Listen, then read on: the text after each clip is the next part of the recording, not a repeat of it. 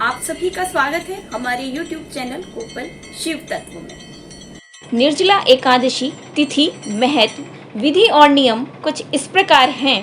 निर्जला एकादशी ज्येष्ठ मास की शुक्ल पक्ष की एकादशी तिथि को होती है। यह व्रत बिना जल ग्रहण किए पूर्ण उपवास करके किया जाता है, इसलिए इसे सबसे कठोर और पुण्यदायी माना जाता है। पौराणिक मान्यता है कि महाभारत काल में पांडव भीमसेन ने विष्णु प्रसाद के लिए यह कठिन व्रत रखा था, तब से इसे भीमसेनी एकादशी भी कहा जाता है।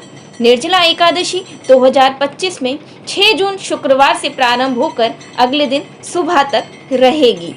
निर्जला एकादशी 2025 की तिथि और शुभ मुहूर्त कुछ तालिका में इस प्रकार दिए गए हैं। एकादशी तिथि का प्रारंभ 6 जून शुक्रवार को होगा। एकादशी तिथि का समापन 7 जून शनिवार को होगा।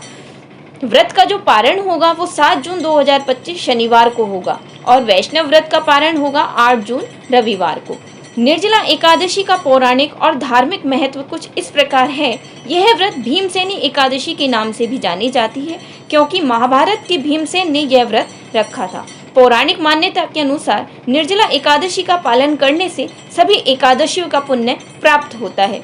यह व्रत पापों का नाश और मोक्ष की प्राप्ति में सहायक होता है। भगवान विष्णु और माता लक्ष्मी की कृपा प्राप्त होती है।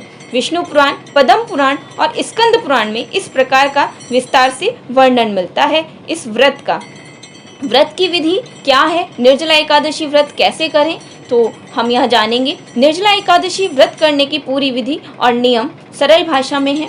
व्रत का जो प्रारंभ है, प्रातःकाल स्नान करके भगवान विष्णु की मूर्ति अथवा चित्र के समक्ष दीप प्रज्वलित करें। पीले पुष्प, तुलसी दल, फल और पंचामृत से भगवान विष्णु की पूजा करें। ओम नमो भगवते वासुदेवाय मंत्र का जाप करें।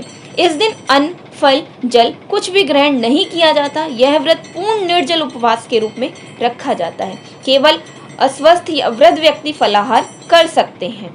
जल पात्र, अन्न, वस्त्र, छाता, घड़ा और गोरस का दान करें। तुलसी का पौधा, गाय को हरा चारा आदि देना अति पुण्यकारी माना जाता है। निर्जला एकादशी व्रत के कुछ नियम हैं। इस व्रत में अन्न, जल और फलाहार का वर्जित माना जाता है। केवल शारीरिक रूप से अक्षम व्यक्ति फल या पानी ग्रहण कर सकते हैं। व्रत के दौरान क्रोध, झूठ, बुरे विचार और हिंसा से बचना चाहिए। तुलसी पत्र भगवान विष्णु को जरूर अर्पित करें। इस दिन दान पुण्य करने से अक्षय फल की प्राप्ति होती है। निर्जला एकादशी 2025 का व्रत भक्ति, संयम और आत्मनियंत्रण का प्रतीक है। यह व्रत भक्तों को आध्यात्मिक शुद्धता, पुण्य और मोक्ष की ओर अग्रसर करता है।